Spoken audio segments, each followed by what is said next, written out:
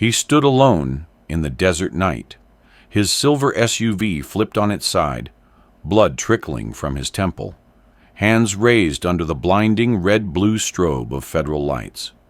Guns drawn, voices shouting. A baton had split the skin above his eye, but he didn't flinch. He didn't run. He stared them down, even as they barked threats, even as an agent cocked his pistol and whispered, "You have no idea who you're messing with." They didn't, not yet. What began as a quiet drive to deliver hope, $1 million in cash for a children's shelter, had turned into a scene straight out of a war zone.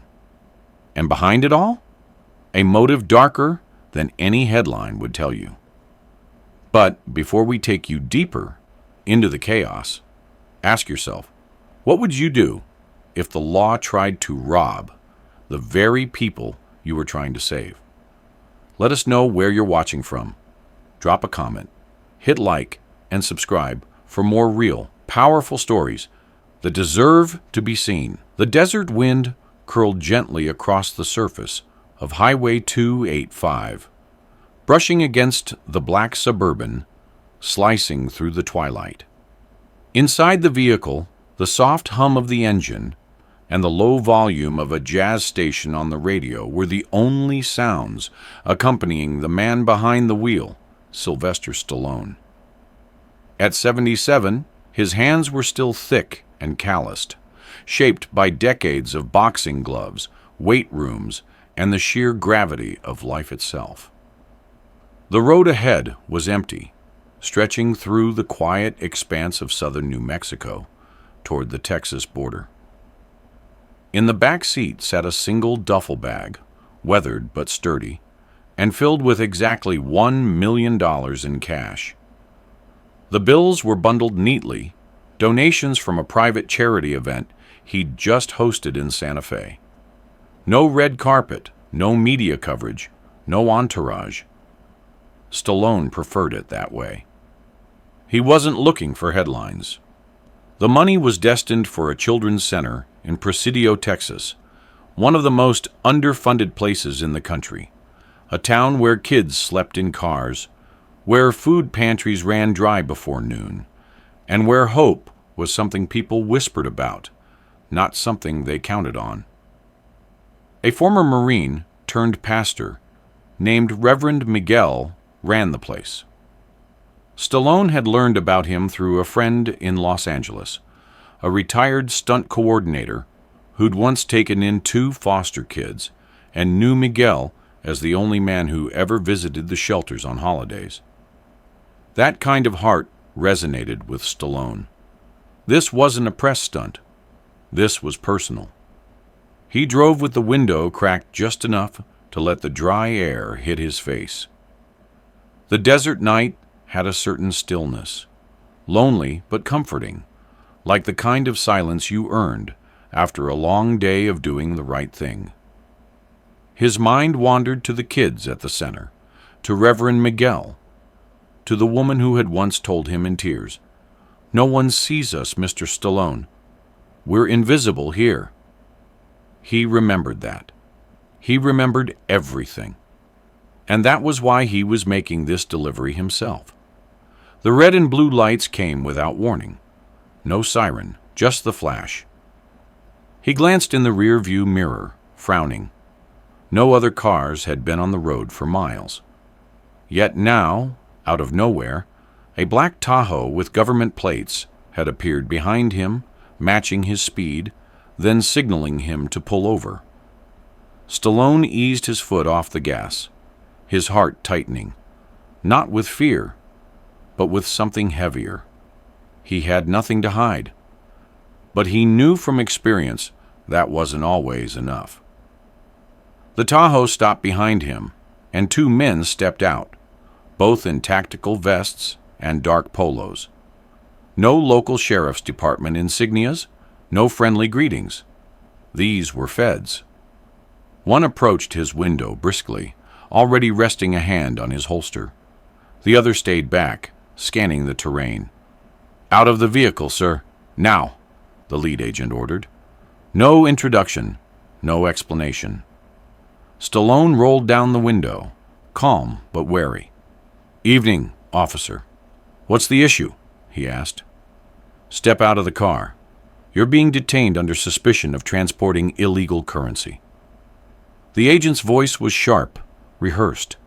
Stallone opened the door slowly and stepped out, arms raised slightly. "It's donation money," he said evenly. "I'm delivering it to a children's shelter in Presidio. There's documentation in the glove compartment.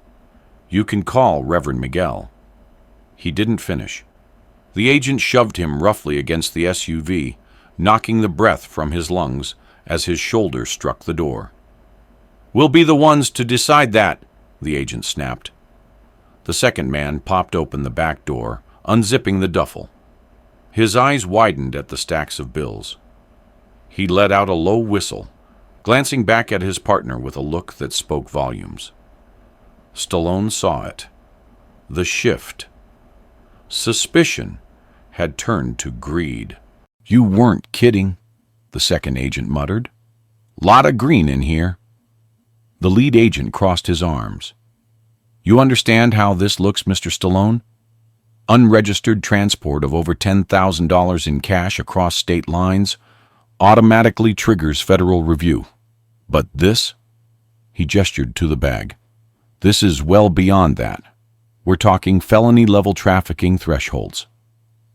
"That's absurd," Stallone said, his voice low but firm. "I can prove where every dollar came from. I've got witnesses, signed pledges, transfer confirmations." "Save it for your attorney," the agent cut him off. "We're confiscating the money pending investigation, and you'll be coming with us." Stallone's jaw tightened. "That money's not going anywhere," he said. "It's meant for kids. You touch that, and you're not just stealing. You're betraying every oath you've ever taken." The agent stepped forward, eyes gleaming. "You think you can talk to me like that because you made a few movies?" he sneered. "Because you're some washed-up action hero?" He jabbed a finger into Stallone's chest. "News flash. You're just another citizen now, and we make the rules out here." Stallone's breath slowed. "You don't scare me," he said. "You're not the law. You're just hiding behind it." The second agent moved in, taser drawn. "Final warning," he said. Stallone didn't move. His fists clenched, not from anger, but from something deeper. Principle, memory. That same fire that had driven him up the stairs in Philadelphia on a cold morning so many decades ago. The agent lunged. Stallone reacted on instinct. The left jab came fast, cleaner than any punch he'd thrown in years. It landed square in the lead agent's midsection, knocking the man back with a grunt. The taser fired. Its prongs hit Stallone just below the rib cage. His muscles locked, and the world flashed white. He dropped to the gravel, convulsing slightly before stilling. His chest heaved. Grit bit into his skin. Pain flared across his spine. Above him, laughter. The kind of cold, triumphant sound that didn't belong in any decent man's mouth. "Rocky Balboa," the agent said with a smirk. "Tased on a Texas highway. Ain't that something?" Stallone lay there, breathing through his teeth. "You don't get to rewrite who I am," he rasped. "You don't get to rewrite this moment." "Sure we do," the agent replied. "You assaulted a federal agent, resisted arrest, and we have every right to detain you. Let's see what your lawyer says in court." They dragged him up, cuffed his wrists tight. He didn't resist. Not now. The truth was already working its way forward. What they hadn't noticed, what they couldn't have known, was the tiny dash cam mounted behind his rearview mirror. It had recorded every second. The aggression, the shove, the punch only thrown after a threat, the attempt to seize the money. It was all there, waiting, silent, unflinching, like him. They put him in the back of the Tahoe, slammed the door, and drove into the darkness. They thought they'd won. But Sylvester Stallone knew something they didn't. Sometimes the hardest punch doesn't come from the fist. It comes from what the world sees when the truth finally speaks for itself. The Tahoe rolled through the vast emptiness of the West Texas desert, tires crunching against gravel and dry earth. Inside, Sylvester Stallone sat in the back seat, wrists tight in metal cuffs, body still aching from the taser's sting. The cold plastic interior pressed against his back as he stared out at the horizon. Somewhere out there, just past the curve of the earth, were kids who still believed someone was coming to help them. Kids who had no idea the money meant for their future was now stuffed in an evidence locker, or worse, rerouted into the pockets of two corrupt agents, playing a dirty game in a broken system. The younger agent drove in silence, but the older one, the one Stallone had punched, seemed to enjoy himself a little too much. He hummed tunelessly, occasionally muttering into the radio, updating headquarters with coded nonsense that only meant one thing. They were rewriting the story in real time, building a version where he was the villain, not them. "You should have kept quiet," the older agent finally said, not bothering to look back. "Could have been easy. Just another asset seizure. Could have filed your paperwork and walked. But no, you had to go full Hollywood." Stallone didn't answer. He knew that responding would only feed the man's ego, and he had no intention of giving him more rope. Instead, he watched the dashboard clock. They were 34 minutes into the drive. If they continued southwest, they'd hit Marfa. Maybe they were headed to a regional holding facility. Maybe they were taking him off grid. Either way, the clock mattered. Someone would come looking. He just needed to last long enough. What the agents didn't know was that Stallone's assistant, Natalie, former Army Signals Intelligence, and one of the sharpest minds in L.A., had access to his vehicle's tracking system. And the moment the dash cam detected physical aggression, it triggered a silent alert. 30 minutes ago, she'd received the ping, and Natalie didn't play games. She played chess. Meanwhile, in the back seat, Stallone let his mind drift to the shelter again. To Reverend Miguel, whose weathered hands and deep eyes spoke more gospel than any sermon ever could. To the kids who colored hope onto brown paper bags while volunteers passed out soup. He thought of the $1 million donation not as money, but as warmth, as shelter, as a second chance in a world that rarely gave first ones. The thought kept his rage contained, his pain in check. He wasn't afraid for himself. He was afraid for what that money could become in the wrong hands: leverage, power, silence. 20 minutes later, the Tahoe turned off the main road and onto a fenced-in lot outside a warehouse-style building with no signage, no identifiers. The gates opened automatically. Stallone's jaw clenched. This wasn't a federal office. This was a ghost site, a place that shouldn't exist. They pulled him out, not gently. The cuffs bit into his skin as they marched him through a side door and into a holding room with concrete walls and a single chair bolted to the floor.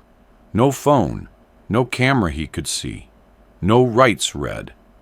The older agent leaned in close, breathing authority and arrogance. "This is how it works now," he whispered. "You're going to sign a statement. It says the money was tied to offshore accounts, laundered through a foundation you've fronted. You'll take the fall quietly, get a slap on the wrist, and we keep the cash to process it. Everyone wins. Or," he smiled, tapping Stallone's shoulder like an old friend, "we lose you for a few years. Nobody wants to see an old man rot in a cell, right?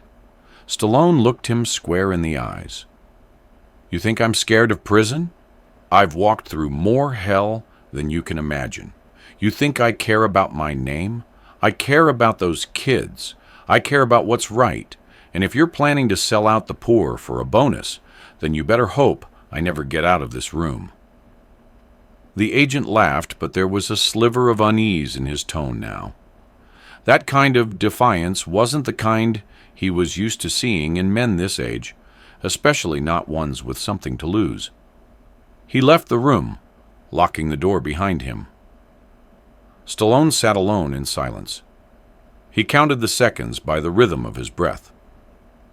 At minute 18, the door swung open, not with menace, but with chaos. A younger man, maybe mid-30s, stormed in, red-faced and breathing heavy. "What the hell did you do?" He barked at the older agent who had followed him.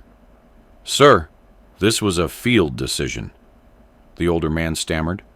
"We had credible intel that you tased Sylvester Stallone, illegally detained him, and tried to seize private charitable funds without due process." The new arrival exploded. "Do you even know who he is? Do you have any idea what you've done?" The older agent started to defend himself again, but was immediately cut off by the sound of phones buzzing, multiple at once. Emergency alerts, news pings, social media exploding. The dash cam footage had gone live. Natalie had pulled the trigger from her office in West Hollywood and leaked the full video to every major news network.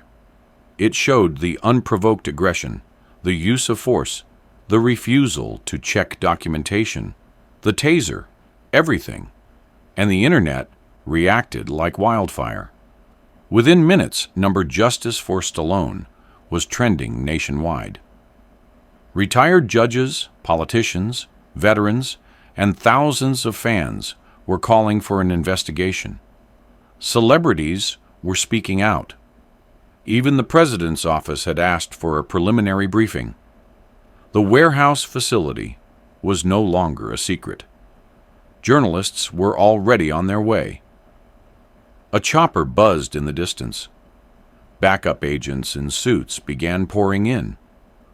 One of them, a gray-haired woman with the posture of a colonel and the eyes of someone who'd seen war, walked straight into the holding room. She unlocked Stallone's cuffs personally. "Mr. Stallone," she said, "I apologize. On behalf of this agency, on behalf of this country, you were wrongfully detained. You're free to go, and your property is being returned in full."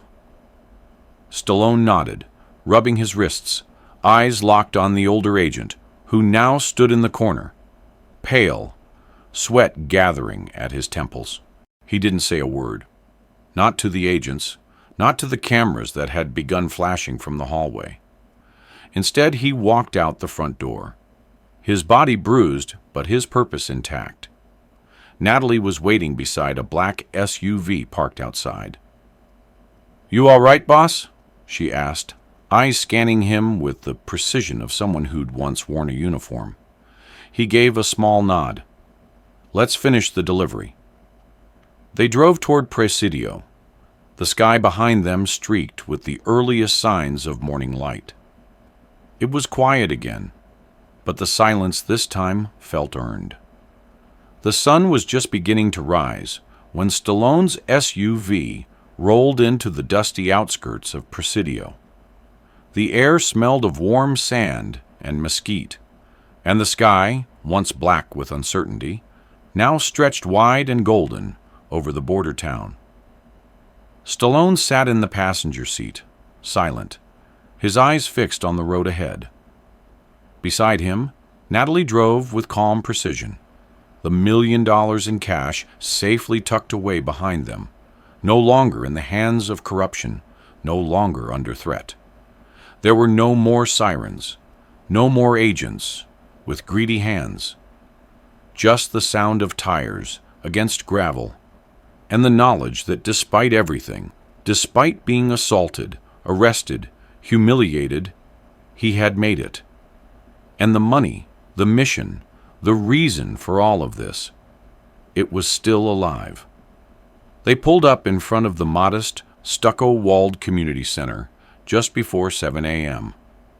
The parking lot was mostly empty, save for an old pickup truck and a group of children playing in the dirt. One of them, barefoot, hair tangled, paused and stared at the unfamiliar vehicle. Then another recognized the man inside. "It's Rocky!" the boy yelled, eyes wide. "It's the guy from the movies!" The group rushed toward the SUV, giggling and yelling, until Reverend Miguel emerged from the front doors, wiping his hands on an apron, eyebrows raised in disbelief. He had seen Stallone only once, years ago, when a Hollywood studio sent actors to tour disaster shelters after a hurricane. Back then, Stallone had barely said a word, just listened, nodded, and disappeared without taking a photo or shaking a politician's hand. But now, here he was, standing in the same gravel lot, holding a battered duffel bag and looking like he hadn't slept in 24 hours. Reverend Miguel approached cautiously. "Mr. Stallone, is everything all right?" "I brought something for the kids," Stallone said. "It was almost taken, but it's here now." Every dollar Miguel's jaw slackened as the bag opened, revealing the bundles of crisp notes, each one documented, accounted for, and marked for donation. Natalie handed over a file with receipts and donation letters, meticulously prepared. Miguel tried to speak, but nothing came. His throat tightened. This wasn't just a donation, it was survival. Electricity for the shelter, clean water, beds, books, shoes, school supplies, a second chance for the forgotten. Miguel finally found his words. "You don't know what this means," he whispered. "You don't know what they've lost, and what you've just given them." Stallone nodded once, then crouched down to eye level with the kids, who had now quieted, watching him like he'd stepped out of a storybook. He didn't give a speech. He didn't quote a movie line. He simply smiled and asked the youngest among them, "What do you want to be when you grow up?" The boy, no older than 7, shrugged and said, "I don't know. Maybe a boxer? Or maybe someone who helps people." "You can be both," Stallone replied. "But whatever you do, don't let anyone take your heart from you. That's where your real strength is." The boy nodded slowly, like he'd just been handed a secret. Inside the shelter, volunteers gathered around the duffel, as if it held not money, but miracles. Reverend Miguel called a quick meeting, explaining the arrival of the funds, then insisted on blessing the space before depositing the cash safely into their nonprofit account. The room swelled with quiet prayers, with hugs between adults who hadn't smiled in weeks, and with the kind of dignity that can't be faked. Natalie leaned against the wall, arms crossed, watching it all unfold with a kind of reverence. For years, she'd protected VIPs from stalkers, threats, obsessed fans. But this was the first time she'd seen someone use their fame, not to elevate themselves, but to disappear inside something bigger than ego. Word spread fast. By noon, the national media had turned its attention to Presidio, not to sensationalize, but to celebrate. Headlines like "Stallone delivers hope to Bordertown" and "Hollywood legend fights corruption, saves shelter" began circulating. News vans appeared, though Stallone refused interviews. He declined CNN, CBS, even the president's office, which offered to schedule a call. "This isn't about me," he told Natalie. It never was. But behind closed doors, action was already in motion. The 2 agents who had attacked and detained him were suspended, then quietly indicted after internal investigations confirmed abuse of power and attempted theft of federal property. One pled guilty to multiple charges and agreed to testify against the other. Their names hit the news briefly, but the public cared more about what Stallone had done than who had failed him. The FBI issued an official apology, and Natalie ensured the agency would donate an additional $500,000 to shelters along the southern border as part of a restitution initiative. Stallone made sure Reverend Miguel got every dollar. Later that week, Stallone sat on a bench behind the shelter, a paper cup of black coffee in his hands. Natalie joined him, bringing fresh updates. "They want to name the new building after you," she said. "Call it the ROKY Youth Wing." He shook his head. "Call it whatever you want. Just make sure the showers work and the beds are warm." She smiled, and for a moment there was only the sound of children laughing nearby, the rustle of cottonwood trees, and the distant hum of a train. Stallone looked out at the sunlit yard, where kids kicked a soccer ball, made from duct tape and dreams, and he said, almost to himself, "Fame didn't make me who I am, but this kind of moment, it reminds me why I kept fighting." He stood up slowly, joints stiff but heart steady. They had a long drive back to Los Angeles, and a few more stops along the way.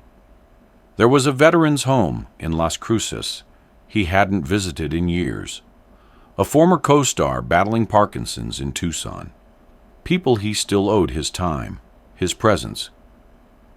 As they pulled out of the parking lot, Stallone looked back once, just once, to see the kids waving, the Reverend's hand raised in gratitude, and the shelter doors open wide with possibility. Back on the highway, Natalie drove while Stallone sat quietly, fingers resting on the worn leather armrest. He thought about legacy, not the kind engraved on plaques, but the kind that lives in memory, in small acts, in the lives touched when no one else is watching. The road stretched ahead. The sky opened up. And somewhere, between the dust and the silence, a man who once made a career of fictional fights had just won one of the realest battles of his life, not with punches, not with power, but with purpose. And that, he knew, was the greatest role he'd ever play.